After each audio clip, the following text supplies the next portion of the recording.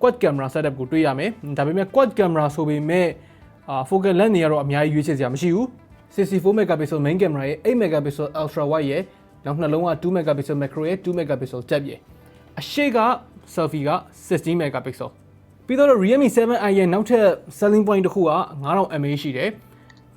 ဒါပေမဲ့ပုံမှန်လင်းပြောရရင် 9000 mAh ရှိတဲ့ဖုန်းတစ်လုံးအနေနဲ့ကတော့weight ကမဆိုးဘူးလို့ပြောလို့ရတယ်190 gram အောက်မှာရှိတယ်အတိအကျပြောရမယ်ဆိုလို့ရှိရင်188 gram ရှိတယ်ဆိုတော့လက်ထဲမှာကန်ရတာအရင် bulky ဖြစ်တယ်လို့တော့မခံစားရဘူးသူ့ရဲ့ size လေးကလည်းအနေတော်ပဲဒါပေမဲ့ one hand သုံးမယ်ဆိုရင်တော့အပြည့်အဝတော့သုံးချလို့ရတဲ့အနေထားတော့မဟုတ်ဘူးပေါ့နော်တခုမိုက်တာအောက်ဘက်ကိုကြည့်လိုက်မယ်ဆိုလို့ရှိရင် USB-C ဖြစ်သွားပြီ 3.5mm jack ပါတယ် speaker ပါတယ် okay ဆိုတော့ realme 7i ရဲ့ main specification တွေကတော့အဲ့လောက်ပဲ 6i နဲ့ကျွန်တော်တို့ပြန်ရှင်းကြည့်အောင် realme 6i နှုန်းက MTK Helio G80 ကိုသုံးခဲ့တာဒီကောက်မှာကျတော့ Snapdragon 662ဖြစ်သွားတယ်ဆိုတော့ MTK မကြိုက်ဘူးဘာဖြစ်တယ်ညာဖြစ်တယ်ဆိုတဲ့သူတွေအတွက်ကပို့ပြီးတော့အဆင်ပြေသွားမှာပေါ့နော်ဒါပေမဲ့တေချာပြန်စဉ်းစားကြည့်လိုက်ရင် G80 ရဲ့ raw performance ကတော့ Snapdragon 662ထက်နည်းနည်းပိုကောင်းတယ်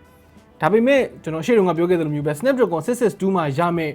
new feature တွေပေါ့နော်အဲဒီကနေပြီး enable လုပ်ပေးနိုင်မယ့် new features တွေပေါ့Wi-Fi 6တို့ Bluetooth 5.1တို့အဲ့ဒါတွေကိုတော့ support လုပ်ပေးနိုင်တဲ့ chip မဟုတ်ဘူးပေါ့ပြောမယ်ဆိုရင်နည်းနည်းလေးပို့ပြီးတော့ခင်မိတယ်ဒါပေမဲ့ raw power ကတော့